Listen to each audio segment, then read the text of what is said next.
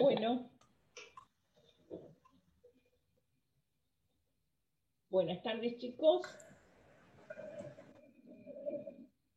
Bueno, ¿me están escuchando? Hola, buenas tardes. Bueno, ¿qué tal? Si están escuchando, vamos a empezar puntualmente la clase de hoy. A mí me gusta personalmente ser... Llegamos entonces a la figura del femicidio propiamente dicho, y como... Alguien tiene otro micrófono con otra cosa, que parece ser que es de penal. Bueno, vamos a empezar entonces la clase de hoy. En la clase de hoy a mí me quedaba por desarrollarles de la clase pasada un cuadrito de los tipos societarios y vamos a empezar a hablar de la personalidad jurídica. Algo ya vimos de la personalidad jurídica, pero vamos a seguir hablando y desarrollando esta problemática. Primero vamos a ver un cuadrito de los tipos societarios como para que tengan una idea de cuáles son esos tipos societarios, que estos tipos societarios no se los vamos a preguntar en la parte general, no entran en el primer parcial, pero sí es importante que ustedes lo conozcan, porque como les dije, la primer clase, la materia está toda interrelacionada, y al estar toda interrelacionada, no podemos terminar de comprender a veces la parte general si no tenemos alguna idea de cómo funcionan esos tipos societarios.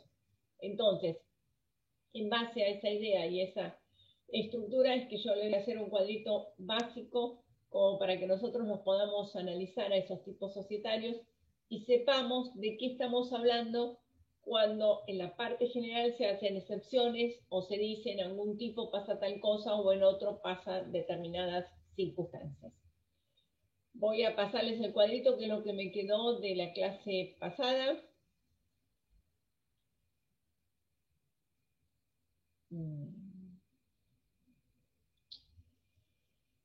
A ver,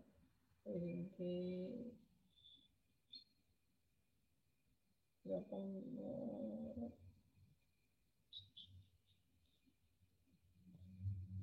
Inicio, ¿dónde está? Con F5 por ahí, doctora, lo puede...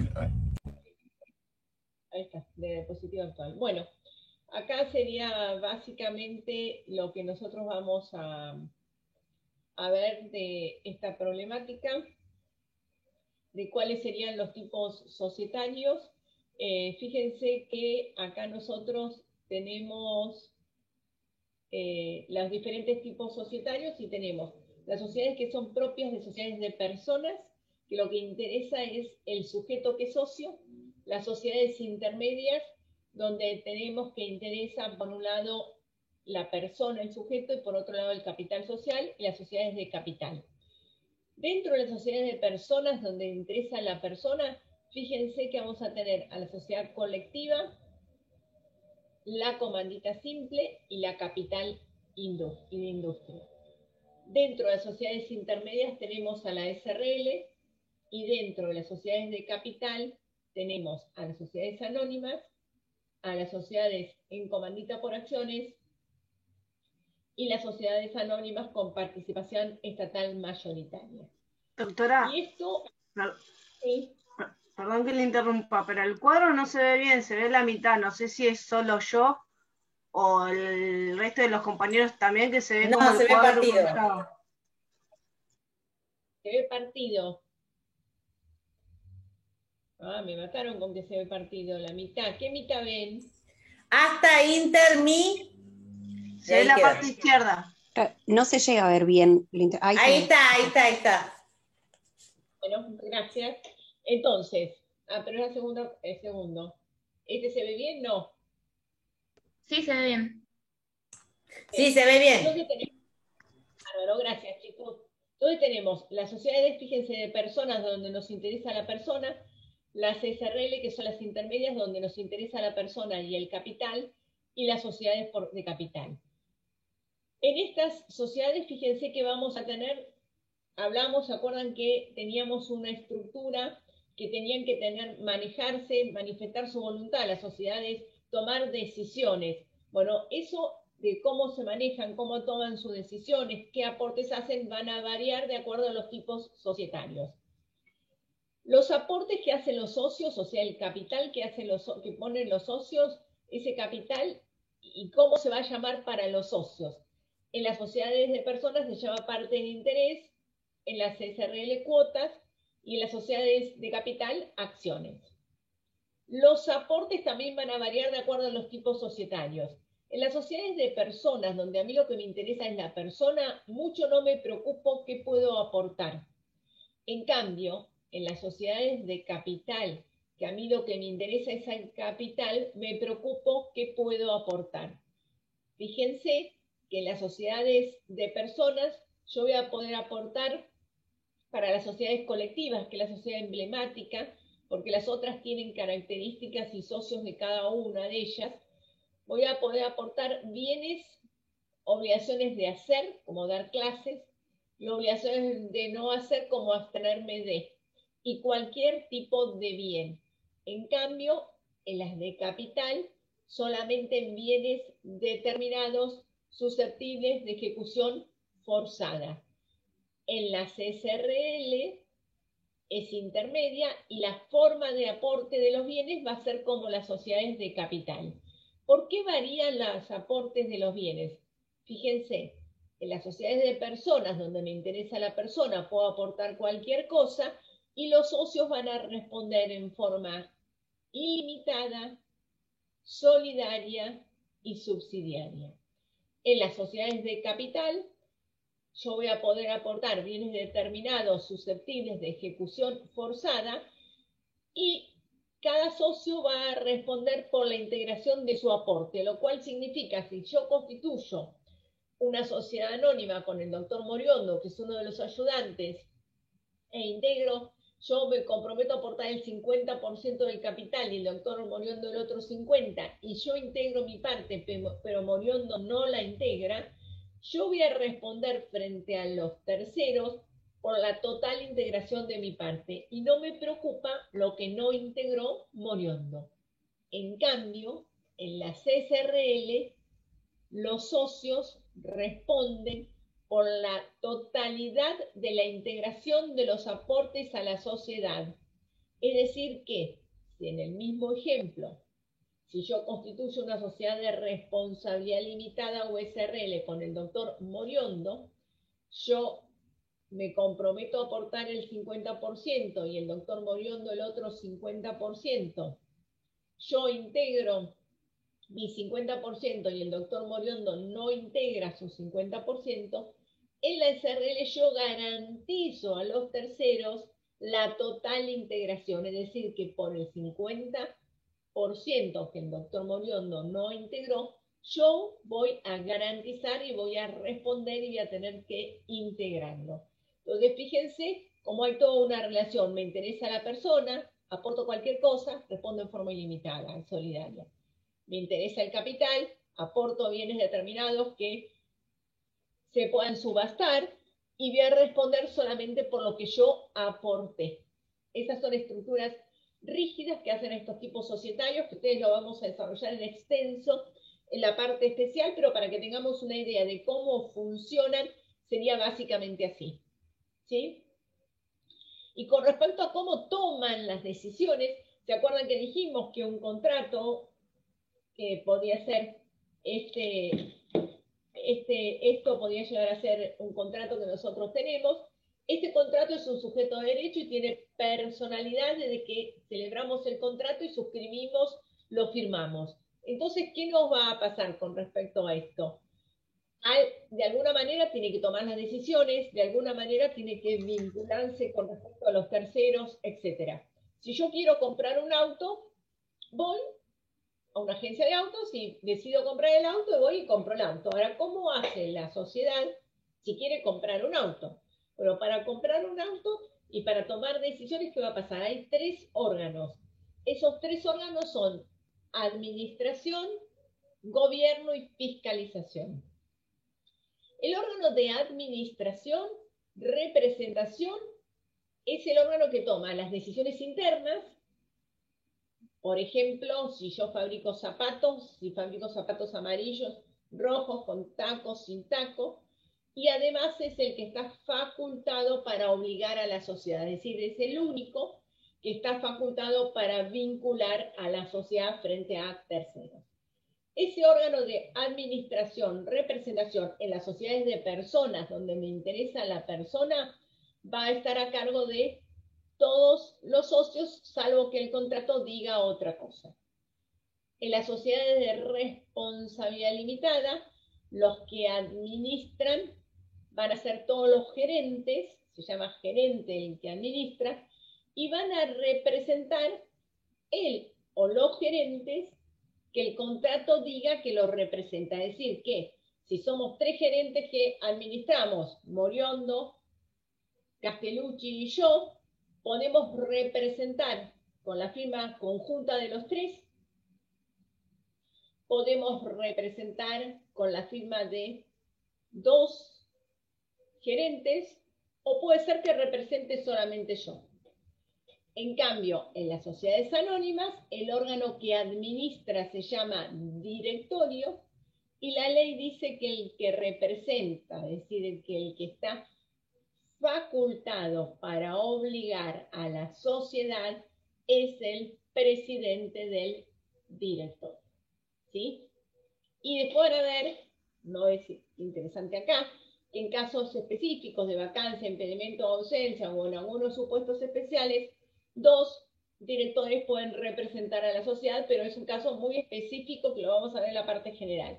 Pero como concepto global, nosotros tenemos que tener esta idea. Es decir, ¿se acuerdan que nosotros dijimos que la sociedad quedaba obligada en tanto en cuanto el acto no fuese notoriamente extraño al objeto social y el acto lo celebrase aquel que, conforme a la ley, el estatuto o el reglamento, está facultado para obligarlo, que es lo que dice el artículo 58 de nuestra ley? Es decir, que si yo tengo una sociedad y el acto no es notoriamente extraño, es decir, que el acto vincula a la sociedad con el objeto social, la ley dice que es notoriamente, es decir, que cualquiera se dé cuenta que no es propio del objeto, y lo celebra el gerente de la SRL que está facultado para obligarla, o el presidente del directorio, la sociedad va a quedar obligada. Pero si en lugar de celebrarlo el gerente de la SRL o el presidente del directorio lo celebra un socio, la sociedad no queda obligada. O, esto también es importante, en la SRL, si yo digo que en las representaciones de dos gerentes, por ejemplo, Castellucci y yo, y firmo yo sola, en principio la sociedad no queda obligada, salvo las excepciones que específicamente establece el artículo 58 de nuestra ley que vamos a ver. ¿Cómo toma las decisiones internas? Las decisiones internas trascendentales se toman en un órgano que se llama órgano de gobierno. Ese órgano de gobierno va a estar en las sociedades de personas en manos de los socios reunidos a tal efecto, en las sociedades intermedias es reunión de socios por métodos especiales, y en las sociedades de capital, sociedad anónima, se llama asamblea, que puede ser ordinaria o extraordinaria de acuerdo a los temas que trata. Con respecto a la fiscalización que es lo que controlan que los administradores administren correctamente, va a estar a cargo de los socios en las sociedades de personas, de los socios, salvo que tengamos un órgano específico que se denomina sindicatura, que se dedica a controlar a los administradores en las sociedades de responsabilidad limitada, y en las sociedades anónimas va a tener sindicatura, es un órgano especial que es el que controla, salvo que se pueda prescindir de sindicatura, que son los supuestos en que la sociedad no se encuentre comprendida en el artículo 299 de nuestra ley de sociedades. Estos serían los tipos que tenemos dentro de la ley de sociedades. Y se acuerdan que dijimos que se habían reglamentado, se había legislado la SAS o las sociedades por acciones simplificadas, y estas se discuten si quedan incluidas dentro del tipo de la Ley General de Sociedades y por ende cuáles son las consecuencias de la aplicación de las normas supletorias, o si no son uno de los tipos establecidos en nuestra Ley de Sociedades. Las SAS tienen cosas y algunas estructuras de las sociedades de responsabilidad limitada y tienen otros elementos de las sociedades anónimas. Por ejemplo, el régimen de responsabilidad de los socios es como el de las sociedades de responsabilidad limitada, pero el capital se denomina, o los aportes para los socios se denominan acciones. Tienen características de ambos tipos societarios. Esto sería básicamente lo que nos había quedado para ver de la clase pasada de esta problemática de Profesora. los tipos societarios. Sí. ¿Quién quiere preguntar algo?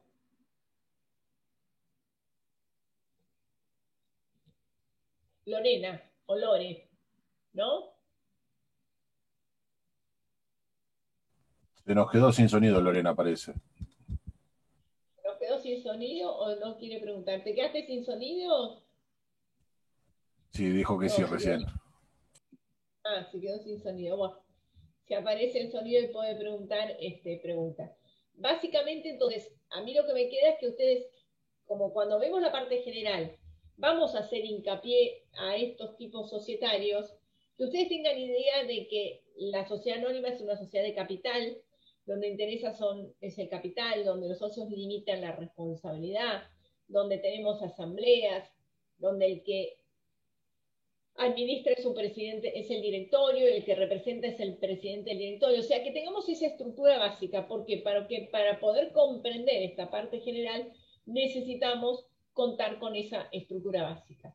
Si no contamos con esa estructura básica, no podemos comprender entonces la parte general. ¿Sí? Bueno, esto sería lo que teóricamente nos quedó. Y nosotros ahora entonces vamos a empezar a hablar de la problemática de la personalidad jurídica. Yo con respecto a esto de la personalidad jurídica, a ver si encuentro qué era lo que teníamos. El tema de personalidad, a ver si es este. Acá lo. Bien, acá tengo el tema de la personalidad, que vamos a también compartir este PowerPoint de la personalidad, a ver si lo puedo presentar desde el principio. Y vamos a hablar entonces de la personalidad de las sociedades. Algo ya dijimos o algo ya hablamos, ¿se acuerdan de la personalidad de las sociedades cuando empezamos a decir que las sociedades tenían personalidad desde el momento de la celebración del contrato? Y algo también dijimos de las normas que se aplicaban, que en su momento dijimos que se aplicaba el artículo 33 del Código Civil, del Código Civil, que establecía que las sociedades civiles y comerciales o entidades que conformen la ley tengan capacidad para adquirir derechos y contraer obligaciones eran personas jurídicas, aunque no requiriesen autorización del Estado para funcionar. Bueno, esto es lo que estaba ya establecido en el Código Civil, y cuando se reforma el Código Civil y Comercial, se establecen bastantes normativas que hacen con respecto a la personalidad de las sociedades. Nosotros tenemos acá que el 141 define qué son las personas jurídicas, y fíjense que nos dice que son todos los entes a los cuales el ordenamiento jurídico les confiere aptitud para adquirir derechos y contraer obligaciones en cumplimiento de su objeto y a los fines de su creación. Fíjense que esto que nos está diciendo es en realidad algo que empezamos a decir y que desde la primer clase nosotros estamos diciendo, que las sociedades son un sujeto de derecho, que tienen personalidad, que pueden adquirir derechos y contraer obligaciones, y que van a desarrollar un objeto que va a ser el intercambio y producción de bienes o servicios, y que dentro del contrato se va a establecer cuál es el objeto concreto que van a desarrollar dentro de ese marco general, que es la producción o intercambio de bienes y servicios, que el objeto específico que van a desarrollar podrían llegar a ser actividades agropecuarias, actividades de pesca, comerciales, industriales, o sea, dentro de un género, un conjunto de actividades que podrían llegar a desarrollar. Eso que nosotros vimos lo dice el artículo 141. El artículo 142 nos habla del comienzo de la existencia y nos dice algo que nosotros dijimos que existía la sociedad desde su constitución, pero nosotros lo decíamos porque surgía conforme el artículo 183 de nuestra ley de sociedades, que cuando habla del régimen de las sociedades en formación, que ya van a ver el régimen de las sociedades en formación, le imputa actos. Pero específicamente el Código Civil y Comercial, fíjense que cuando modifica ahora, cuando empieza el comienzo de la existencia de la persona jurídica privada, dice que comienza desde su constitución. Es decir, que eso que nosotros decíamos está de vuelta establecido de manera especial por el Código Civil y Comercial, es decir, que no cabe ninguna duda que es un sujeto de derecho de su constitución. Esto que ustedes hoy lo reciben así, les parece, es así y lo comprenden, antes no era así. En la vigencia del Código de Comercio, recuerdo que decía Alperín que las sociedades no existían y que eran un mero trámite hasta su inscripción. Y tuvo que modificarse la 22.903 para darle personalidad a las sociedades. Y hoy, eso que la 22.903 introdujo es lo que nos dice específicamente el artículo 142 de nuestro Código Civil y Comercial. Disculpe, doctora. Leonardo le habla. Esto es lo que generó el capítulo cuarto, la ley de sociedades, que a darle existencia del momento a la Constitución, pero pueden no cumplir con algunos de los requisitos, por eso se genera un capítulo cuarto que contenga todas estas situaciones. La sección cuarta de la ley, decís vos. La sección cuarta, sí. Bueno, te explico. Un segundo. Tienen personalidad y tienen existencia jurídica desde la Constitución, excepto que por una disposición legal en contrario se diga que no, que es el caso de las asociaciones civiles que necesitan la autorización estatal para funcionar. No así las sociedades generales que no requieren. Sí las requerían en el Código de Comercio autorización estatal para funcionar. Lo que me pregunta Leonardo de la sección cuarta. En realidad, en la sección cuarta habían ya quedado y se habían reglamentado con la 22.903 lo que eran las sociedades irregulares y de hecho. Las sociedades irregulares y de hecho eran aquellas que no tenían un contrato escrito o podían tener un contrato escrito, pero no se habían inscrito en los organismos de controlor y que eran el caso típico de dos personas que empiezan a decir, che, ¿por qué no hacemos mochilitas que está de moda? ¿O por qué no hacemos riñoneras que ahora con el tema que se está robando mucho, la gente usa riñoneras? Empezamos a trabajar con otra amiga y bueno, compramos la tela, ponemos la plata y después cuando empezamos a vender esas utilidades empezamos a distribuirlas a esas utilidades. Así hemos hecho unas sociedades de hecho. Y también estaban las sociedades irregulares, que las sociedades irregulares eran aquellas que tenían un contrato adecuado a uno de los tipos, pero no se habían inscrito porque se había abandonado el interconstitutivo. Eso era lo que estaba en las sociedades irregulares y de hecho que recuerdo en muchos congresos se discutía de por qué estaban dentro de la ley, porque en realidad no eran unas sociedades típicas, entonces no tenían que estar dentro de la ley. Y ahí siempre en esas discusiones, bastante acaloradas en los congresos, estaban como dos corrientes bastante doctrinarias que son, por un lado, aquellos estudios o aquellos que asesoran a las grandes empresas que dicen esto no tiene nada que ver con una sociedad. Yo asesoro a una multinacional, asesoro a unas empresas del grupo Techin que voy a tener estas de las irregulares y de hecho. Y por otro lado, aquellos que asesoran al comerciante, al emprendedor que empieza, que dicen, no, en realidad en el interior es donde se gestan esas microemprendimientos, se gestan con estas sociedades de hecho. Así estaban reglamentadas. ¿Qué pasó? Cuando se modifican en todos los proyectos, se hablaba de sociedades simplificadas, sociedades residuales, y es así como que todo lo que no queda dentro de las sociedades de los tipos previstos por la ley, que son sociedades regulares, quedan dentro de esta sección cuarta. Por eso aparecen las sociedades de hecho que quedan incluidas, las sociedades civiles que al no estar más en el Código Civil y Comercial entran dentro de la sección cuarta, incorporan a las sociedades atípicas, aquellas que les falta un requisito tipificante que antes eran nulas, ahora se incorporan en esa sección cuarta. Y también la de la sección cuarta, aunque no estén inscritas, también tienen personalidad, ¿sí? Las sociedades de esta sección cuarta. Bien. ¿Está tu pregunta, Leonardo? Sí, doctora. El artículo, entonces fíjense, tenemos que son personas jurídicas, tienen aptitud para contraer derechos, son personas jurídicas del momento y tienen existencia en el momento de su constitución, tienen una personalidad diferenciada y distinta de sus miembros, que era un poco lo que yo le decía en la primera clase. Así como yo tengo una personalidad diferente de mis vecinos, la sociedad es un sujeto de derecho diferente de los socios. Entonces tiene una personalidad diferente de los miembros, y esto hace que los miembros no van a responder por las obligaciones de la persona jurídica, porque no responden, porque va a responder si se obliga la sociedad anónima, la chauchita responde a la chauchita de sociedad anónima o la chauchita sociedad colectiva. Los socios no responden, ¿por qué? Porque tienen una personalidad diferente.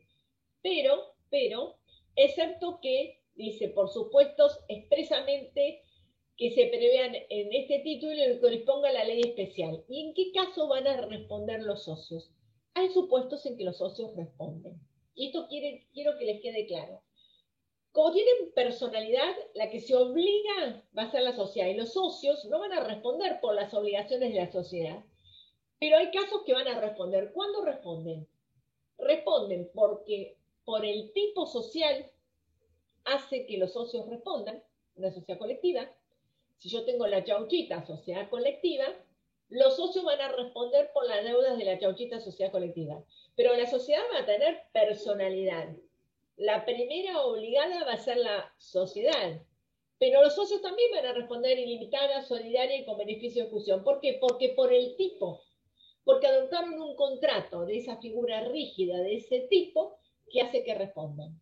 ¿Sí? Y también hay muchos supuestos, y vamos a ver hoy cuando hablamos del 54 apartado tercero, que también van a responder los socios por las obligaciones de la sociedad, pero van a responder porque como sujetos, como socios, algo hicieron.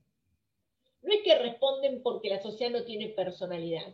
La personalidad siempre se mantiene incoluble.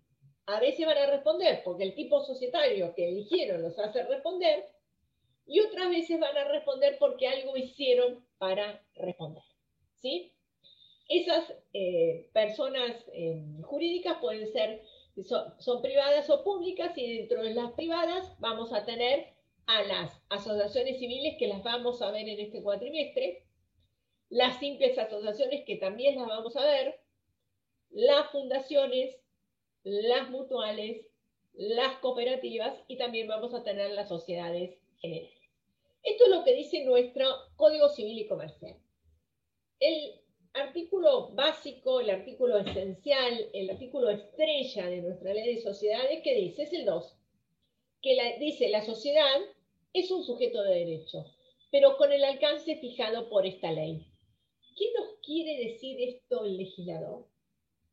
El legislador con esto nos quiere decir que las sociedades tienen personalidad, que son un centro de imputación de derechos y obligaciones, que van a tener una personalidad diferente de los socios, pero con el alcance fijado por el legislador. Ese alcance fijado por el legislador nos está diciendo que tienen personalidad en tanto y en cuanto actúen como el legislador quiere que actúen. Y si la sociedad hace algo que el legislador no quiere que hagan, si los socios o controlantes hacen o permiten que la sociedad haga algo que el legislador no quería, ojo, ¿qué va a pasar con esa personalidad? ¿Y qué va a pasar con esa responsabilidad o imputación de actos? Entonces, las sociedades tienen personalidad, pero con el alcance fijado en la ley. Esa es la norma estrella de la 19.550. ¿Sí? Entonces, nosotros nos vamos a encontrar que el orden jurídico de nuestra ley de sociedades es el artículo 2, que dice que son sujetos de derecho con el alcance fijado en la ley, y después tenemos el sistema de responsabilidad societario del apartado tercero del artículo 54 o el 54 ter, como dicen ahora en vez 54 apartado tercero, 54 ter, que en realidad esas bases también las vamos a tener en el Código Civil y Comercial. Ese 54 ter, ¿qué nos está diciendo? Cuando, nos dice los supuestos, cuando esa personalidad no se puede usar como valla. Yo de alguna manera algo hice que no puedo poner como pantalla la personalidad y voy a responder los socios, esos que están atrás, o los controlantes que están atrás. Pero vamos por partes. Bien, ¿qué quiere decir que las sociedades tienen personalidad diferenciada? Quieren decir que si yo tengo 4 socios, el socio López, Matías Pinzón, Eugenio Torto y Lucas Ríos, y la sociedad la Filomena S.A., quiere decir que el hecho de que la sociedad tenga una personalidad jurídica diferenciada implica que los acreedores de la sociedad no pueden pretender hacer cumplir sus obligaciones o las obligaciones de la sociedad de los socios o controlantes, salvo que el tipo social lo establezca. Que esto es un poco lo que nosotros veníamos diciendo. ¿Qué veníamos diciendo? Nosotros veníamos diciendo que es propio de la personalidad que se va a obligar solamente la sociedad, la Filomena S.A., y los socios no se van a obligar como consecuencia de que esto tiene una personalidad diferente, salvo que el tipo social lo establezca. En una sociedad colectiva, los socios responden en forma ilimitada y solidaria. ¿Por qué? Porque en la sociedad colectiva los socios responden de esta manera. Pero responden de esta manera por el tipo. La personalidad se mantiene incolume, se mantiene como tal. ¿Qué funciona en la práctica? ¿Cómo funciona en la práctica? En la práctica la personalidad funciona como si fuese un muro o una valla para que los acreedores de la sociedad no puedan ir más allá de la sociedad. Es decir, yo tengo un empleado que no le pagamos el sueldo, un proveedor que me vendió pescado y no se lo pagué, la Filomena S.A., y acá tengo los mismos 4 socios. Si la sociedad no pagó las deudas, la personalidad es una pantalla. Entonces, ¿yo qué hago? El empleado va y demanda a la sociedad. El proveedor demanda a la sociedad. Y no puede pretender demandar a los socios. ¿Por qué? Porque la personalidad me va a poner de valla, diciendo no. Esta sociedad es un sujeto de derecho diferente de los socios. Y como tiene es un sujeto de derecho diferente de los socios, los socios no quedan obligados por las deudas de la sociedad. Ese es el principio básico, el principio rector. ¿Por qué? Porque tienen personalidad diferenciada de los socios. ¿Cuál es entonces la regla general? Si yo se la pregunto a ustedes, ya a esta altura me la dirían. La regla general, ¿qué va a ser? Que en el supuesto que se contrate con la sociedad, solamente va a quedar obligada para el cumplimiento la sociedad. Que la ley dice que las sociedades son sujetos de derecho con el alcance fijado por el legislador. Y que si utilizamos la sociedad como quiere el legislador, tendremos justamente la protección, la pantalla, la valla de esa personalidad. Es decir, que si yo le vendí los tornillos a la Filomena S.A. y esta quiebra, yo solo voy a poder pretender cobrar de la Filomena S.A. Y si los bienes de la sociedad no alcanzan para pagar, yo no voy a cobrar. Salvo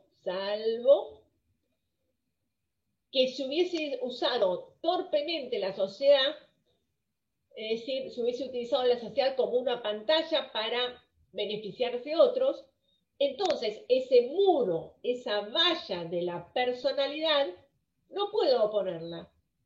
Y entonces aquellos que contrataron con la sociedad, yo que le vendí tornillos a la sociedad, puedo pretender exigirle el cumplimiento o que respondan quiénes están atrás. Eso es lo que se conoce como la inoponibilidad. En principio, ¿yo qué hago? Como la sociedad es un sujeto diferente de los socios, yo opongo la personalidad. Y como tal, no voy a ver quién está atrás, y si la sociedad no tiene plata, no voy a cobrar. Salvo que haya usado indebidamente la sociedad, entonces podemos ver quién está atrás, y eso es la inoponibilidad de esa personalidad jurídica. Salvo que por el tipo societario respondan los socios en forma ilimitada e insolidaria, o salvo que podamos hacer acciones de responsabilidad, y escuchen bien, a los administradores en los términos del artículo 59 de nuestra ley de sociedades. 59 para la parte general, 157 para las SRL y 274 para las sociedades anónimas. Entonces, esta sería la estructura. La estructura general sería esta. La sociedad tiene personalidad, es una pared que yo no puedo ver quién está atrás. Salvo estos supuestos, que sería que usé torpemente la sociedad, 54, que pueda ser responsable a los administradores porque administraron mal, que deben, conforme a la ley, deben obrar con la lealtad y diligencia de un buen hombre de negocios, o el tercer caso, que de acuerdo al tipo, los socios respondan en forma ilimitada y solidaria, y vamos a poner el ejemplo de las sociedades colectivas. ¿Qué significa que la sociedad tiene personalidad? Como tiene personalidad, tiene determinados atributos. ¿Cuáles son los atributos de la personalidad? El nombre, porque la sociedad tiene que tener un nombre, no puede no tener nombre o carecer de nombre. El patrimonio, ¿por qué? Porque esa sociedad, para poder funcionar, tiene que tener un patrimonio propio. Va a tener una capacidad que la ley establece, que es un sujeto de derecho, que puede obligar, que puede contraer obligaciones, y además va a tener un domicilio. Esos son los atributos de la personalidad. ¿Qué pasa en una actuación normal de la sociedad, una que no es abusiva, que no es desviada? ¿Qué pasa ante una actuación normal, que no es abusiva, que no es desviada? Lo normal, ¿qué va a pasar? Que la oponibilidad de la personalidad jurídica es el efecto normal que impide responsabilizar a cualquier otra persona que no sea la sociedad que actúa. Y solo se va a responsabilizar a la sociedad, salvo que el tipo no proteja al socio, una sociedad colectiva, que fíjense que es lo que venimos diciendo, y los funcionarios, los socios, los controlantes, en este caso, no pueden ser responsabilizados. ¿Por qué? Porque van a oponer la personalidad jurídica, que es la que actuó. Es decir, que lo clásico, lo normal, es que si yo soy socio de una sociedad anónima, pongo mis aportes y no voy a responder por los pasivos de la sociedad. Lo único que me puede pasar es que si la sociedad quiebra, si le va mal, pierda lo que yo aporté. Eso es la regla, lo normal. Pero como todo, está la regla y están las excepciones. Y la excepción es la inoponibilidad de esa personalidad jurídica. Bien, ¿qué es lo que va a pasar cuando actúa la sociedad? Cuando actúa la sociedad, solamente va a quedar obligada la sociedad, solamente, pero nunca entonces se va a obligar a los socios, a los controlantes, a los administradores, ni a los demás funcionarios sociales. Fíjense que volvemos a decir en otra firmina lo que ya habíamos dicho, volvemos a insistir con este principio general. ¿Por qué? Porque tengo esa valla de la personalidad, esa pared que es la personalidad. Ahora, ¿qué pasa si nosotros usamos la sociedad de otra manera de la que quiere el legislador? Si usamos a la sociedad torpemente, como dice Otaegui. Otaegui dice, cuando usamos la sociedad torpemente, con mal olor, dice, cuando ustedes le sienten ese tufito que algo no me gusta, y dicen que esto que está haciendo este tipo, esta sociedad a mí no me gusta, algo se traen, algo feo, ay, bueno, Otaegui dice eso, cuando usamos torpemente. Otaegui es un doctrinario muy conocido, falleció hace unos años, iba a todos los congresos de derecho comercial, de derecho concursal, de derecho societario, y que realmente ha escrito muchísimos artículos sobre toda esta problemática de la inoponibilidad, los grupos societarios, con muchísima profundidad. Entonces, ¿qué nos dice Otaegui? Nos dice que ese muro, que es la personalidad, no se puede oponer y se corre el velo de la personalidad. Uno dice, se corre el velo, se corre esa pared, se rompe la pared y se puede ver quién está atrás. Entonces, el empleado, el proveedor, el electricista, este que le vendió pescado, ¿qué hace? Le vendió la Filomena. Pero como lo usaron torpemente, vamos a ver qué significa torpemente, pero es cuando le siento ese tufillo que algo mal están haciendo, bueno, torpemente, podemos romper esa pared que es la personalidad, vemos quién están atrás y estos socios o controlantes van a responder o se le van a imputar actos. Ya vamos a ver qué responder, cómo, cuáles socios, cuáles se les imputan actos.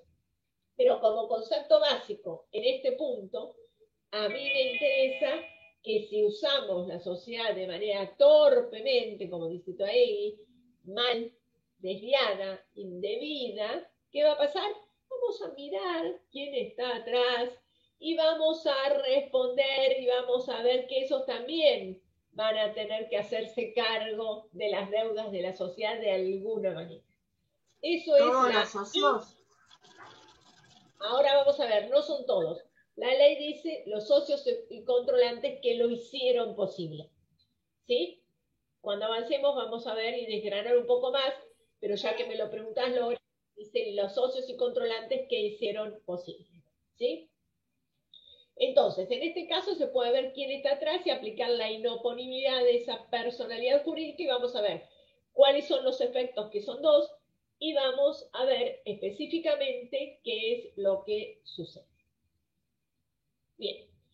¿Qué es entonces la inoponibilidad de la personalidad jurídica? Es que no se puede oponer la personalidad como valla o límite frente a los terceros y estos pueden atacar a quienes están atrás de la sociedad. ¿Esto es por qué? Porque la sociedad se usó torpemente, no como el legislador quiere, y esto que se estableció en el artículo 54, apartado tercero de nuestra ley de sociedades. Este 54.3 fue reformado por la 22.903, entre los que estaban de redactores el doctor Buti y el doctor Palmero. El doctor Palmero, que es un excelente jurista cordobés, dice que cuando se aplica la inoponibilidad, nosotros tenemos un acto válido y perfecto para todo el mundo, pero lo que se da es una nulidad entre partes. Es decir, entonces, que lo que hizo la sociedad es válido, pero tiene consecuencias especiales para aquel que plantea la inoponibilidad de la personalidad jurídica. ¿Sí? Bien. ¿Qué artículos tenemos? Fíjense que nosotros ahora tenemos el 54, apartado tercero, que está en la Ley General de Sociedades, y el 144 de nuestro Código Civil y Comercial, que establece, muy parecido a la inoponibilidad del 54 apartado tercero, con algunas reformas, modificaciones mínimas que hacen a ayornar la doctrina, pero también hacen a decir que algo que se discutía, que si el 54 apartado tercero se aplicaba para las fundaciones, asociaciones civiles, mutuales, hoy no nos queda ninguna duda. ¿Por qué? Porque tenemos replicado en el Código Civil y Comercial, en el 144, lo que el 54 ter dice en la Ley General de Sociedades. Fíjense que el 54 ter de nuestra Ley de Sociedades dice la actuación de la sociedad que encubra la consecución de fines extrasocietarios, constituya un mero recurso para violar la ley, el orden público, la buena fe o para frustrar derechos de terceros, se imputará directamente a los socios o a los controlantes que lo hicieron posibles, quienes responden en forma solidaria y limitada por los perjuicios causados. Y si nosotros vamos al 144 del Código Civil y Comercial, habla de la actuación que esté destinada a la consecución de fines ajenos a la persona jurídica. En vez de que encubra la consecución de fines extrasocietarios, dice que esté destinado a la consecución de fines ajenos a la persona jurídica. Y después, fíjese, constituye un medio recurso para violar la ley, el orden público, frustrar derechos de terceros o de cualquier persona, lo agrega. Eso es importante, porque el agregar cualquier persona me está diciendo que no solamente pueden pedir que se aplique el artículo 54 de la Ley de Sociedades o el 144, los terceros, sino también los propios socios. Si se utiliza la sociedad indebidamente desviada para perjudicar a algún socio, el socio puede pedir que se aplique el artículo 54. Y después dice, se imputará a quienes a título de socios, asociados, miembros o controlantes directos o indirectos. Fíjense que nuestra Ley de Sociedades habla de controlantes y acá agrega el controlante directos o indirectos. Dice quienes lo hicieron posible responderán de forma ilimitada y solidaria por los perjuicios causados, y dice, bueno, lo dispuesto se aplica sin afectar los derechos de los terceros de buena fe y sin perjuicio de las responsabilidades personales de que puedan ser pasibles los partícipes de los hechos por los perjuicios causados. Es decir, que las diferencias más importantes las tenemos en que esté destinado a la consecución de fines ajenos a la persona jurídica, que en cierta manera es que encubra la consecución de fines extrasocietarios, y vamos a ver qué es, y que nos agrega cualquier persona que da derecho a que también pida que se aplique la inoponibilidad de la personalidad jurídica, los propios socios de la sociedad. Vamos a trabajar en las filminas que siguen en qué nos quiere decir este artículo 54 de nuestra Ley de Sociedades. ¿Por qué? Porque no nos interesa a nosotros aprenderlo de memoria. A nosotros nos interesa que esto se pueda aplicar. Entonces, ¿qué se aplica? ¿En qué supuesto? ¿Para qué? Entonces vamos a analizar qué dice el 54 y después vamos a analizar jurisprudencia para ver cómo la jurisprudencia resolvió la aplicación de estos supuestos del artículo 54 de nuestra Ley de Sociedades. Bueno, la aplicación de la inoponibilidad se fundamenta en beneficio de terceros. La sociedad siempre queda obligada. ¿Por qué? Porque fíjense que dice que para que se aplique la inoponibilidad tiene que haber actuación social. Dice la actuación de la sociedad que encubra la consecución de fines extrasocietarios. Entonces, lo primero que tengo que tener es actuación societaria. A ver si yo les pregunto a ustedes, ¿qué tengo que tener para tener actuación societaria?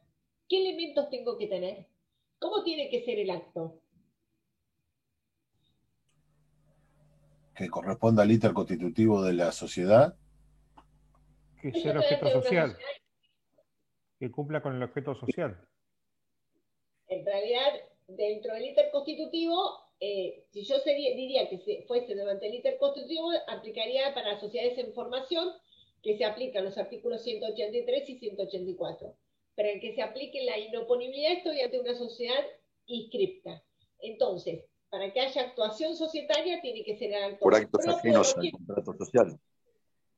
Propio del objeto social, que en realidad, para hablar técnicamente perfecto, está perfecto lo que dijeron ustedes, pero para hablar técnicamente perfecto, el 58 dice que no sea notoriamente extraño el objeto social. ¿Y qué otro elemento tiene que darse para que haya actuación societaria? elemento objetivo es que el acto no sea notoriamente extraño al objeto social. Y el subjetivo, que la persona quien lo realiza esté legitimada, o sea, tenga la capacidad para hacerlo. Que corresponda al órgano de administración, el que celebre los actos.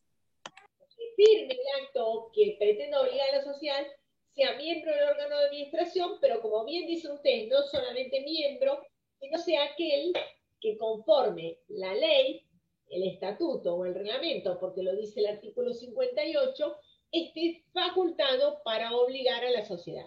Entonces, lo primero que me dice es que para que se pueda aplicar la inoponibilidad de la personalidad jurídica tiene que haber actuación societaria. Esa actuación societaria va a hacer que la sociedad siempre quede obligada, y aunque yo plantee la inoponibilidad de la personalidad jurídica, la sociedad siempre va a quedar obligada en todos los supuestos. La sociedad no se disuelve porque se aplique la inoponibilidad, y según el Palmero, el gran mérito justamente de esta inoponibilidad de la personalidad jurídica es que la sociedad queda vinculada y nosotros logramos que haya otros que respondan.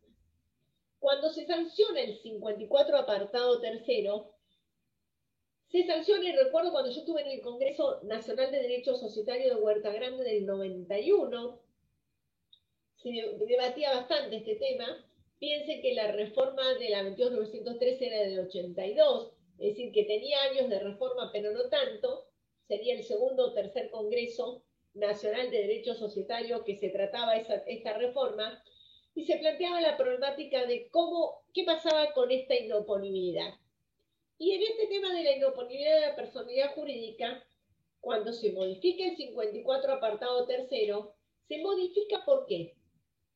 Porque empieza a haber una corriente muy incipiente jurisprudencial y doctrinaria que empezó a considerar que porque alguien controlaba a una sociedad, ya sea porque tenía el mayor cantidad de acciones o porque tomaba las decisiones, iba a responder por las deudas de la sociedad que controlaba. Entonces, como empezó a haber una corriente doctrinaria que decía que si yo controlaba una sociedad, iba a responder la controlante por las deudas de la sociedad controlada, para poner una valla a esa corriente y decir, no, el control no es malo en sí mismo, está bien que haya sociedades que controlan a otra, es que se sanciona el 54 apartado tercero. Y como dice Otaegui y decía Palmero, me acuerdo, y Manovi en ese congreso, lo que hizo el legislador de la 22.913 es decir, puso todo lo que le parecía feo. Y todo eso que le parecía feo decía, bueno, si utilizan la sociedad de esta manera, entonces ahí vamos a ver quiénes son los socios y controlantes y van a responder o se van a imputar actos. ¿Y quién pensó que era lo feo? Fíjense, la actuación de la sociedad que encubra la consecución de fines extrasocietarios, sea un mero recurso para violar a la ley, el orden público, frustrar derechos de terceros. En todos esos supuestos que pasa, se puede aplicar. Entonces metió como si fuesen una bolsa todos esos supuestos. ¿Para qué? Para poner un límite a esa incipiente, pero muy incipiente doctrina y jurisprudencia que decía que por el solo hecho de controlar yo respondía. Entonces, ¿qué nos dice el artículo 54? Fíjense, el artículo 54 tiene dos grandes supuestos. La actuación de la sociedad que encubra la consecución de fines extrasocietarios y la actuación de la sociedad que constituye un mero recurso para violar la ley, el orden público, la buena fe o frustrar derechos de terceros. En ese caso, si utilizamos la sociedad, es decir, hacemos un acto que no sea notoriamente extraño al objeto social y el que firma es el representante, la que se obliga a la sociedad. Y si es en alguno de estos dos supuestos que encubra la consecución de fines extrasocietarios o constituye un medio de recursos para violar la ley, el orden público, la buena fe, etc., se van a dar dos efectos. Los dos efectos son que se va a imputar directamente a los socios y controlantes que hicieron posible el acto, o van a responder en forma ilimitada y solidaria por los perjuicios causados esos socios o controlantes que hicieron posible el acto. Recuerdo en ese congreso de Derecho Societario de Huerta Grande, y se le preguntó a Buti, que habían sido los redactores, qué habían querido decir ellos con que se imputará el acto. Y recuerdo que Buti dijo, a veces la doctrina, la jurisprudencia, dice más de lo que dijo el legislador. Ellos dijeron se imputará, pero no como si fuese un efecto tan diferente, que hoy la doctrina lo diferencia claro. Una cosa es imputar el acto y otra cosa es que vas a responder en forma ilimitada y solidaria. Ya vamos a ir desgranando cada uno, pero fíjense cómo ya avanzamos en qué. Cuando tenemos esa actuación torpe de Otaegui, ¿qué es todo esto? Fíjense qué hicieron los legisladores. Todo lo que le parecía mal, que podíamos usar la sociedad para perjudicar a otro, o podíamos usar la sociedad como una herramienta para otra cosa y no como el legislador quería, lo pusieron en ese 54 tal. Violar la ley, más amplio, el orden público, la buena fe, usar derechos de terceros. Fíjense, estos conceptos son amplísimos. ¿Por qué? Porque en realidad el legislador dice, no, usen el sujeto de derecho con el alcance fijado en la ley. Si no lo usan, y lo usan torpemente, es decir, como dice el 54 apartado tercero, se van a responder y se van a imputar a socios y controlantes que hicieron posible, que permitieron que esa sociedad se utilizase torpemente. Entonces, ¿qué va a pasar con esto? Vamos a ver qué pasa cuando se aplica la inoponibilidad y cuáles son los efectos. La actuación de la sociedad torpe, reprochable, abusiva, encuadra en el 54 apartado tercero. ¿Cuáles son los efectos? La imputación directa, es decir, que si yo compré un departamento para irme a vivir con mis hijos y no puedo vivir al departamento porque la sociedad constructora fue mal administrada y porque los socios y controlantes utilizaron la sociedad constructora como pantalla para beneficiarse de ellos, perjudicando a los acreedores. Doctora, una pregunta. ¿Y los que lo conocían, por más que no hubiesen participado también? Y teóricamente, a ver, eso va a ser una cuestión de prueba en cada caso, hasta dónde vas a responder o no, pero si vos como socio tenías conocimiento y no te opusiste, no manifestaste, no planteaste que ese acto no se podía hacer, no planteaste la nulidad de la decisión del directorio y sabías que lo estabas haciendo, en realidad lo estás consintiendo. Si vos como socio sabías y lo estás consintiendo, porque la obligación como socio es no permitir que se utilice la sociedad para perjudicar los terceros o para frustrar los derechos de los terceros. Si yo lo sé, me tengo que oponer. Y si no me opongo, lo estoy consintiendo. Por eso dice que realizaron o consintieron. ¿Sí? Que lo hicieron posible, en realidad, si yo lo realicé o lo consentí al hacerlo posible. Bueno, entonces la imputación es directa, yo puedo pedirle que me cumplan y le puedo pedir que me cumplan, le puedo pedir que me entreguen el departamento o que respondan en forma ilimitada y solidaria por los perjuicios causados, que me indemnicen. No le puedo decir, mira, entregame un departamento y además indemnizame los perjuicios. ¿Por qué? Porque estoy viviendo en una vivienda alquilada en lugar de poder estar viviendo en mi departamento. ¿Quiénes van a ser los que se le va a aplicar estos efectos? A los socios y controlantes que lo hicieron posible, que de alguna manera lo consintieron, sabían, no se opusieron, permitieron, toleraron que esto sucediese. Bien. Actuación de la sociedad ya sabemos qué es. El acto no sea notoriamente extraño al objeto social y lo celebre aquel que conforme a la ley está facultado para obligar a la sociedad y que encubra la consecución de fines extrasocietarios. Esto de que encubra la consecución de fines extrasocietarios, fíjense que tiene que haber un desvío del interés social. Y acá tenemos que analizar el concepto de interés social. Ya vamos a analizarlo en la primera que sigue, que se utilice como un abuso el recurso técnico de la personalidad. Y fíjense que la ley me dice que encubra la consecución de fines extrasocietarios, pero me habla de la actuación de la sociedad. Y fíjense que acá cuando me habla de la actuación de la sociedad es diferente de la actividad. Cuando yo hablo de la actuación de la sociedad puede ser un acto. Si hay un acto que me perjudicó a mí, que me quedé sin el departamento, yo puedo plantear la inoponibilidad de la personalidad con respecto a ese acto y decir, no, ustedes utilizaron la sociedad como pantalla para frustrar mi derecho, entonces les exijo a ustedes que me indemnicen o me entreguen un departamento. Ahora, cuando hay actividad ilícita, una cadena concatenada de actos, ahí se aplicarían los supuestos de social de objeto lícito con actividad ilícita, que es el artículo 19 de nuestra ley de sociedades. Acá yo tengo una actuación societaria que va a encubrir fines una actuación societaria que va a encubrir fines extrasocietarios o va a ser un nuevo recurso para violar la ley, frustrar derechos de terceros, etc. ¿Sí?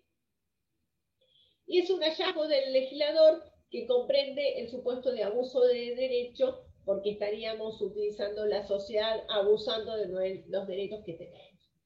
¿Qué se entiende por desvío del interés social y qué se entiende por interés social? Para decir que yo utilicé la sociedad encubriendo la constitución de fines extrasocietarios, tengo que saber cuáles son los fines societarios. Y los fines societarios van a estar desarrollados o van a estar vinculados en cierta forma con el interés social. Con respecto al interés social, vamos a tener en cuenta esto. Primero tenemos que diferenciar cuáles son los actos extraños al objeto, los contrarios al interés social. Fíjense que para que se aplique la inoponibilidad de la personalidad jurídica, el acto va a ser propio del objeto, ¿sí? Porque la ley dice que tiene que haber actuación societaria, entonces vamos a tener que estar ante un acto que sea propio del objeto. Pero ese acto propio del objeto va a ser contrario a los fines societarios, contrario al interés social. Con respecto a qué se entiende por interés social, hay tres posturas diferentes. Hay una postura contractualista que dice que el interés social no es distinto ni diverso del interés de los socios, y que el interés social va a estar dado por el interés de la mayoría de los socios. Esa es una postura clásica contractualista. Hay otra postura institucionalista que dice que el interés social no se identifica con el interés de los socios, sino que es un interés diferente y propio de la empresa, vinculado a la eficacia productiva de ella, vista como un instrumento del desenvolvimiento económico general. Es decir, que una vez que se constituye la sociedad, es una institución que se desvincula del interés de los socios y que le interesa a la comunidad, le interesa al Estado, le interesa a los trabajadores que funcione esa sociedad. Esta teoría institucionalista, si bien en un primer momento empezó a desarrollarse en Alemania, también tuvo muchos adeptos en Francia y en Italia. Y hoy hablamos de la doctrina del buen gobierno corporativo, donde se dice que es preponderante en todas sociedades el rol que tiene el órgano de administración y es preponderante frente a los socios, frente a los accionistas, frente a la propia empresa y frente a los terceros. ¿Por qué se habla de esta doctrina del buen gobierno corporativo? Porque hay muchas empresas que están administradas por sujetos que no son socios, por sujetos que no tienen vínculos de accionistas. ¿Por qué? Porque en realidad son hombres de negocios que gerencian y administran empresas. Y en esto se dice que el nivel de fidelidad de estos administradores se mide con la función que tienen con respecto al interés de la empresa y no al interés de los socios. Es decir, que lo que importa es que la empresa funcione y se desarrolle de manera correcta. Yo tengo dos fallos que siempre cito cuando hablo de interés social, que son Fort Condoche y Proes France, que para mí son muy emblemáticos y en cierta forma nos dan una idea cabal de lo que es ese interés social. Porque si nosotros nos enrolamos y decimos que el interés social es el interés de la mayoría de los socios, nos vamos a encontrar que nunca podemos pedir una impugnación de decisión asamblearia porque si tengo el 5% del capital social y todos los socios están de acuerdo con la asamblea, no la puedo impugnar, que no voy a poder pedir un vedor o una intervención judicial si toda la mayoría asamblearia decidió que era buena una determinada decisión, y no es lo que nuestra ley dice. Nuestra ley dice otra cosa. Entonces yo tengo estos dos fallos, Ford-Condoche y Proe-France. En Ford-Condoche eran socios. Y a Ford se le ocurre que todos los ciudadanos americanos tienen que tener un auto, un Ford A barato, y entonces la empresa no tiene que distribuir utilidades porque es bueno para el país y es bueno para los ciudadanos americanos poder acceder a un auto Ford barato. Entonces no distribuye utilidades y todas las utilidades las vuelve a dejar a la empresa para fabricar cada vez más automotores. Y Dodge, ¿qué dice? Que el interés de la sociedad no es que todos los ciudadanos americanos tengan un auto. El interés de la sociedad es que la sociedad progrese y que los socios puedan llevarse sus utilidades, sus beneficios. Cuando esto llega a la Corte ¿qué dice? Que es correcto lo que dice Dodge, que tiene derecho a llevarse sus utilidades. Y que el hecho que Ford quiera que todos los ciudadanos americanos quieran tener un auto no hace al interés de la sociedad, el interés social. Y en el caso de Proe-France, era una sociedad francesa en época de la guerra, donde había la mayoría de los accionistas eran de Estados Unidos y estaban representados en el órgano de administración. Esta sociedad francesa tenía un contrato con un país del otro bando de la guerra, por el cual, si lo incumplía, iba a perder sumas siderales, iba a implicar la quiebra de la sociedad. Los súbditos de Estados Unidos y sus administradores que dijeron que había que incumplir el contrato. ¿Por qué? Porque no podían negociar con países que estaban en guerra. El resto de los accionistas minoritarios y los administradores de los representantes de los accionistas minoritarios dijeron que no, que el interés de la sociedad era cumplir el contrato porque si no iba a producir la quiebra de la sociedad. Y que el hecho que hubiese un país que estuviese en guerra y que hubiese accionistas que estuviesen representados en el directorio, que eran súbditos de esos países que estaban en guerra, no implicaba que la sociedad debía incumplir su contrato. Y la Corte de Casación de París, ¿qué dice? Que hay que cumplir el contrato. ¿Por qué? Porque dice que es contrario al interés social romper ese contrato porque va a implicar la quiebra de la empresa. Es decir, que si yo tengo una actuación societaria que actúo de acuerdo al objeto social y lo hace el representante, pero en vez de tener en cuenta el interés de la sociedad, tengo en cuenta quién, que se beneficie el socio, se beneficie un controlante, en esos casos podría plantear la inoponibilidad de la personalidad jurídica. Y el segundo caso, estos casos son mucho más sencillos, que constituye un medio recurso para violar la ley, más amplio que violar la ley. Cualquier norma que no cumpla, cualquier acto que no cumpla con alguna norma quedaría encuadrado en el 54. El orden público. Si yo les pregunto a ustedes qué es el orden público, van a empezar a pensar y van a decir, en constitucional me dieron 7 definiciones. Hay muchísimas, pero yo siempre digo que el orden público se altera cuando el hombre de la calle dice esto no puede ser. Cuando cualquiera dice esto no puede ser, se altera el orden público. Bueno, si yo utilizo la sociedad como un recurso, es decir, me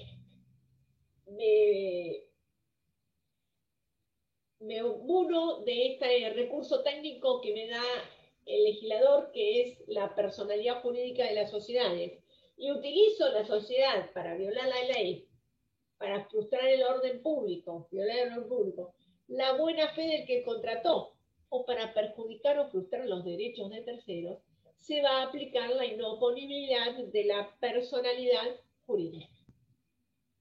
¿Sí? ¿Cuáles son los efectos de la inoponibilidad de la personalidad jurídica? 2. Responsabilidad ilimitada y solidaria, imputación directa de la actuación societaria. ¿A quién? A quienes hicieron posible la expansión de la sociedad. ¿Quiénes son esos que hicieron posible? Socios y controlantes. ¿Sí? Socios y controlantes. Que les quede claro que cuando yo hablo de inoponibilidad de la personalidad jurídica, hablo de socios y controlantes. Si yo quiero responsabilizar a administradores porque usaron indebidamente la sociedad, porque permitieron que se frustrasen los derechos de terceros, porque tuvieron un empleado en negro que se aplica la inoponibilidad para socios y controlantes, pero el administrador sabía, no voy a responsabilizarlo en los términos del 54. 54, apartado tercero, se imputa y se responsabiliza actos a socios y controlantes que lo hicieron posible. Por los mismos hechos, se puede responsabilizar a los administradores, que deben obrar con la lealtad y diligencia de un buen hombre de negocios, porque lo dice el 59, y responden en forma ilimitada y solidaria. Pero si yo quiero responsabilizar a administradores, no lo voy a hacer en los términos del 54. Lo voy a hacer porque como administradores no obraron con la lealtad y diligencia de un buen hombre de negocios, permitiendo, tomando empleados en negro, y utilizando la sociedad como pantalla para perjudicar y frustrar los derechos terceros, el orden público, etc., entonces van a responder en forma ilimitada y solidaria. Pero responden por su actuación como administradores, que está arreglada en el 59. Esto se los remarco muchísimo, chicos. ¿Por qué? Porque van a los exámenes y me mezclan el 54 con el 59. ¿Y por qué me lo mezclan? Porque hay mucha jurisprudencia que lo mezcla. De hecho, la jurisprudencia laboral, porque el Cecilia, etcétera, que hay bastante jurisprudencia laboral que trata la problemática de la inoponibilidad de la personalidad jurídica cuando hay empleados en negro, mezclan los términos del 54, inoponibilidad, responsabilidad e imputación para socios y controlantes, con responsabilidad para los administradores del 59. Son dos situaciones diferentes que sí van a responder por los mismos hechos, pero por el 59 los administradores y por el 54 socios y controles. Bien. Profesora María. Sí, Luciana. ¿Qué tal? Capaz que no tenga nada que ver, pero en el transcurso de la carrera, yo no vi laboral todavía, pero sé que hay muchas sociedades que cambian, que en el transcurso de un año cambian la sociedad y a veces echan a los empleados y nadie les puede cobrar.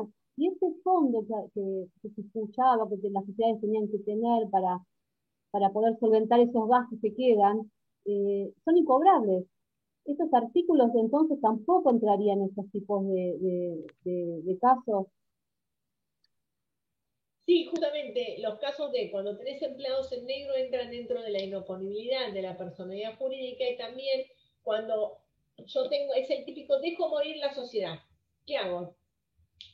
Típico, y mucho se da en los restaurantes. No me va mal, no pagué las cargas sociales, dejo morir esta sociedad y abren en el mismo lugar, con otra sociedad, a veces conservan hasta el mismo nombre de fantasía, el restaurante, y entonces, ¿qué pasa? Ahí yo puedo pedir que justamente la constitución de esa nueva sociedad es válida, está perfecta, pero es inoponible a mi acreedor laboral que me quedé sin poder cobrar la indemnización, que me quedé específicamente sin poder, que me hayan pagado todas las cargas sociales, porque seguramente deben cargas sociales. Hay un fallo jurisprudencial que se llama Ayudar con Pizzería Vituro, que justamente se da en ese caso. Este hombre era mozo, se va a la noche a su casa y la pizzería se llamaba Pizzería Vituro. Y cuando vuelve a trabajar al día siguiente se llamaba otro nombre y dice, no, usted no es empleado. Acá la habilitación está a nombre de X. Y la habían dejado morir a la sociedad, desaparecer, no la dejan disolverse no se disuelve como corresponde, no le dejan ejercer sus derechos, y ahí se aplica la inoponibilidad. Vamos a ver, yo les traje bastante cantidad de fallos jurisprudenciales, vamos a tratar de verlos sintéticamente para que vean, más que todo, en todos los supuestos prácticos que se aplican. Hay muchísimos casos prácticos que se apliquen en la oponibilidad de la personalidad jurídica y justamente en estos casos de fraude laboral se da muchísimo. Sí. Gracias, profesora. Es muy bueno esto, porque a veces, lo digo, ¿no? Hay muchos profesionales que siguen laboral y tienen esta falla, porque he visto juicios ganados de mucha plata que nunca pudieron cobrar esos empleados, porque no fueron contra esa sociedad nueva. Bueno, en realidad el tema es así, allí se discute en doctrina, la jurisprudencia se aplica, lo que pasa es que se discute en doctrina si vos tenés que demandar ya la inoponibilidad, es decir, yo demando a la sociedad vieja y a la nueva, diciendo que es inoponible la Constitución con respecto a acreedor laboral, o si una vez que yo tengo sentencia, puedo ampliar con las sentencias citando a la sociedad nueva, o si yo tengo sentencia en sede laboral, después tengo que hacer un juicio de inoponibilidad en sede civil y comercial. Vos pensás, pobre acreedor laboral, si encima que se comió el juicio laboral y después le dicen, bueno, ahora para incorporar a esta sociedad, hacer un juicio de inoponibilidad en sede civil y comercial, ¿entendés? Es terrible. Pero hay algunos fallos de las cámaras laborales que permiten incorporar con un proceso abreviado de notificación una vez que tiene la sentencia, y si no, lo que yo aconsejo es que demanden a la nueva sociedad ya aplicando la inoponibilidad.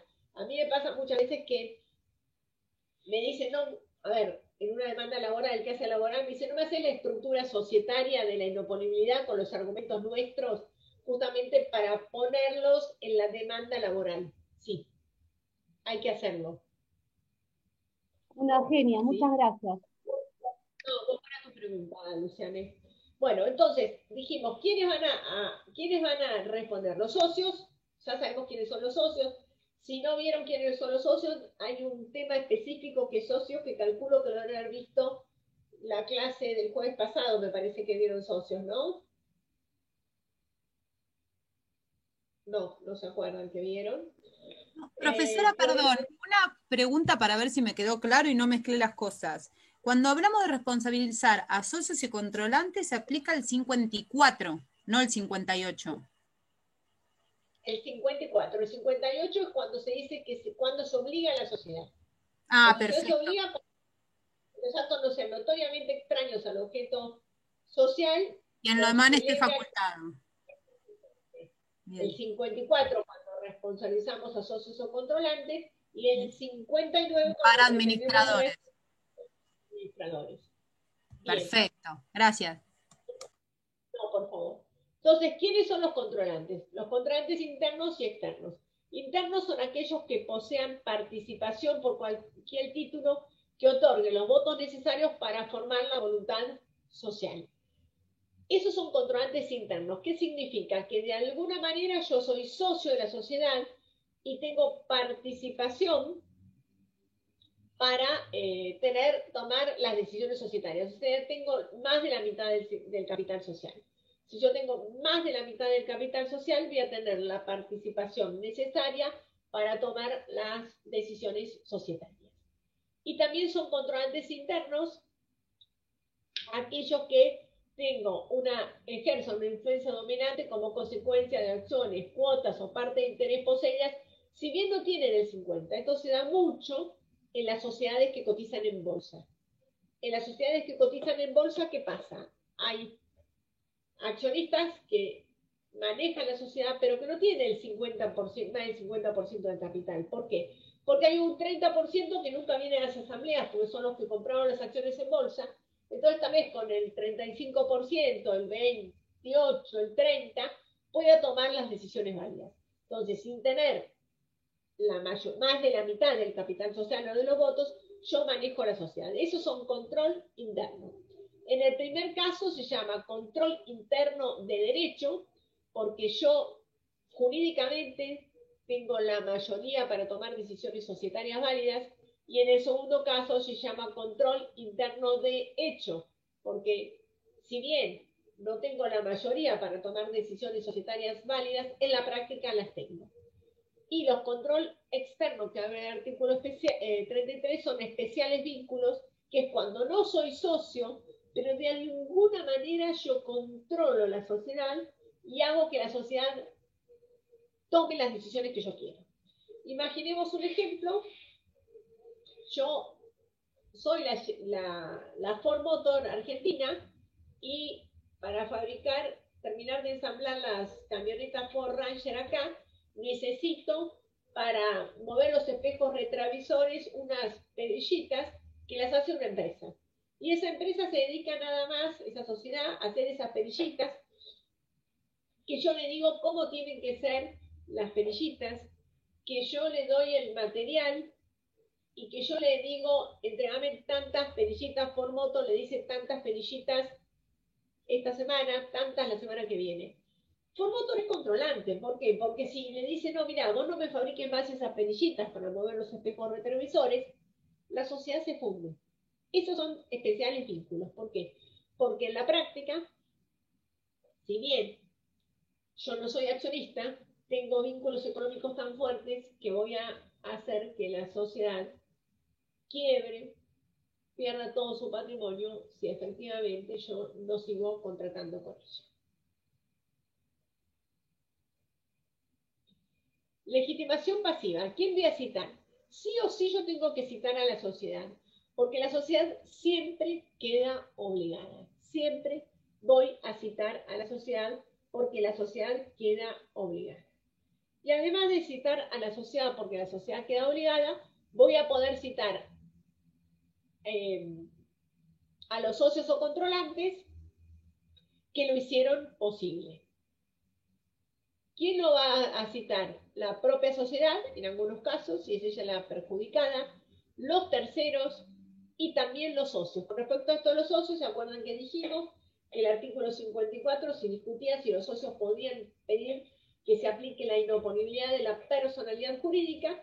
Y con la sanción del Código Civil y Comercial y la reforma del 144, queda claro que los propios socios pueden pedir que se aplique la inoponibilidad de la personalidad jurídica cuando la ley habla de cualquier persona.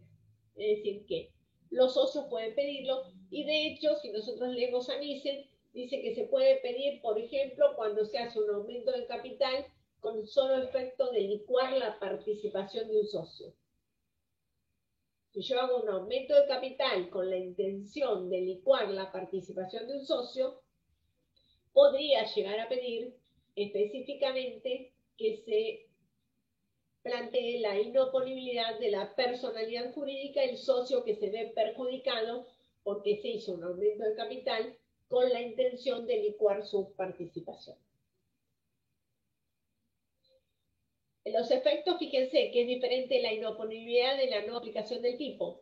La inoponibilidad es porque yo utilicé la sociedad torpemente, desviadamente, pero el tipo siempre se va a seguir aplicando. El tipo social se va a seguir aplicando y lo que va a haber es la inoponibilidad de la personalidad jurídica. ¿Sí? Se plantea si hay beneficio de exclusión o no. La ley no habla de ninguna manera de beneficio de exclusión, es decir, que yo podría demandar a los socios o controlantes aunque tuviese una sociedad solvente. Lo que pasa, chicos, que en la práctica, si yo tengo una sociedad solvente, que me pague la sociedad solvente con el trabajo y el esfuerzo que es hacer una acción de inoponibilidad de la personalidad jurídica, con el trabajo y el esfuerzo que es probarlo, no voy a plantear la inoponibilidad si tengo una sociedad solvente, pero el beneficio de exclusión no es necesario. La doctrina dice que se tiene que interpretar en forma restrictiva, es decir, que no se tendría que aplicar la inoponibilidad a todos los supuestos. Personalmente creo que o se dan los supuestos para que se aplique o no se da, pero no tendría que existir ese criterio restrictivo y que no hay mejor forma para que los jueces no den una medida que decir que es con un criterio restrictivo. Si está aprobado, y más con el régimen de pruebas dinámicas que tenemos ahora en el Código Civil y Comercial, tendría que darse la aplicación de la inoponibilidad. ¿Sí? Bien. Esto sería básicamente hasta acá todos los temas estos que vimos. Y sintéticamente les voy a hablar de los fallos jurisprudenciales como para que cerremos la clase de hoy. Tenemos antecedentes de fallos jurisprudenciales que son anteriores a la reforma de la 22.903, que son los que dan origen a esta reforma de la 22.903. Estos fallos jurisprudenciales los vamos a desarrollar en las filminas que vienen. Sin perjuicio de eso, yo les dejo las filipinas para que ustedes los tengan, ahora se las voy a subir al campus. Tenemos en este Caldiani con Cup, Guillermo y otro, que es de la Cámara Nacional de Operaciones de lo Civil del año 72. Se trata justamente de una sociedad donde se constituye la sociedad, que es Realicó, SACIF, y se constituye incorporando al directorio a una de sus hijas y se incorpora al cónyuge de la otra, pero hay una de las hijas que estaba peleada hace tiempo y no se incorpora a la sociedad como accionista. Se aporta un campo de 1.300 hectáreas y cuando fallece la persona, ¿qué se plantea? Se plantea que la sociedad es válida, pero que es inoponible al heredero que se quedó afuera. ¿Por qué? Porque en realidad se constituyó la sociedad con el solo fin de dejar a un heredero afuera, y además de dejar al heredero afuera, en algunos casos se constituía para que el heredero ese no pudiese disponer de su legítima. En este caso se hizo lugar justamente a la demanda que planteó contra su ex cónyuge, su hermana, y la que la sociedad se determinó que la sociedad era utilizada como un vehículo de vaciamiento del patrimonio personal de su madre.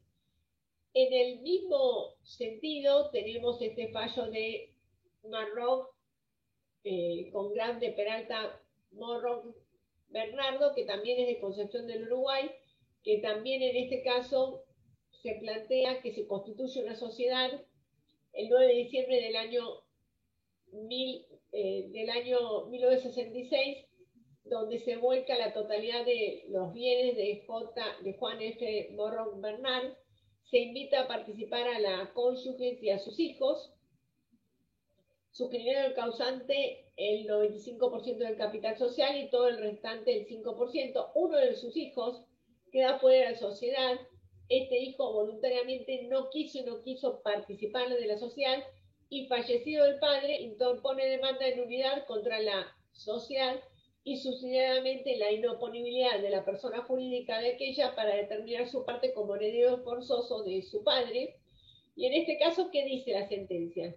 Que si bien la constitución de la sociedad anónima fue ilícita y no tuvo por finalidad frustrar la participación hereditaria del actor, lo cierto es que no se trató de una verdadera y auténtica unión de capitales diferentes, y que en realidad se dice que detrás de esta sociedad anónima cerrada se evidenciaba una realidad material consistente en la simple transmisión del patrimonio personal del causante a una sociedad que es un sistema jurídico societario, y que se trataba de un patrimonio personal disfrazado de sociedad de capital, aún sin causa, y que la realidad de los hechos demostró una administración de condominio indiviso, desvirtuando innegablemente la forma societaria y debiendo ceder frente a la institución de la legítima considerada de orden público. Y entonces se declaró,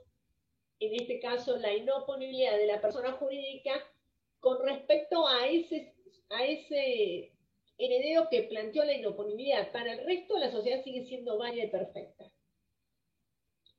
En este fallo de Astesiano Mónica es un fallo que es un líder caso. Este fallo con voto del doctor Echeverri, que da origen a la modificación del artículo 54, apartado 3 de nuestra ley de sociedades, que era un conocido comerciante del partido de Chivilcoy, que en el año 1969, es decir, 3 años antes de su muerte, constituye, junto con su mujer y 3 de sus hijos, una sociedad en comandita por acciones, a la cual incorpora parte sustancial de su patrimonio. Deja fuera de dicha sociedad, que se denominaba Yanina S.A., a los herederos de un hijo premuerto con el cual estaba enojadísimo y no los veía, y fallecido Astesiano, sus nietos interponen una demanda de nulidad de la sociedad chanina de sociedad comandita por acciones, alegando la avanzada edad del causante a la fecha de su constitución, la falta del motivo alguno para tal constitución, la evidente desproporción entre las participaciones, el elevado plazo de duración y el precio vil de los inmuebles aportados con relación al valor nominal de las acciones suscriptas. Y lo que dice es que se constituyó la sociedad para no permitirles disponer de la herencia, que ellos querían administrar su herencia, y como constituyeron una sociedad con un plazo elevado y son socios minoritarios, nunca iban a poder disponer de su herencia. ¿Qué es lo que plantea y resuelve Echeverri en la sala A? Dice que, si bien la sentencia de primera instancia no es su lugar, Echeverri la revoca y dice que nos encontramos frente a un régimen de sociedades comerciales con la institución familiar de la legítima, que es de orden público, y que resulta que la persona jurídica involucrada se utilizó como un simple medio para privar a ciertos herederos del manejo y disfrute directo de los bienes, y que corresponde declarar por ende la inoponibilidad de la personalidad jurídica y hacer cumplir total y restrictivamente el régimen hereditario, ordenando incorporar materialmente los bienes del sucesorio. Fíjense entonces que en este caso de Astesiano, cómo se aplica la inoponibilidad de la personalidad jurídica, porque se había constituido una sociedad con el solo fin de defraudar a un heredero que no pudiese disponer de su herencia. ¿Sí?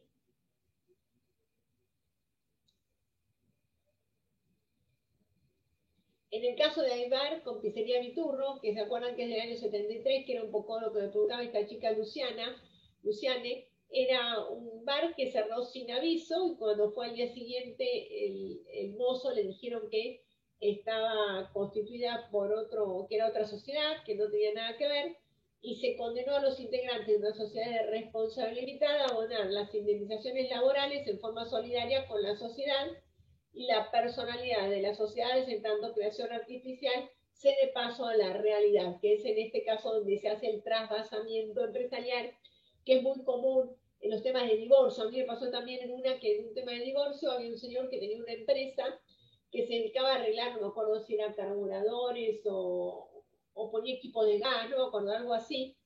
¿Y qué hizo? Cuando tenía un hombre muy importante, tenía muchas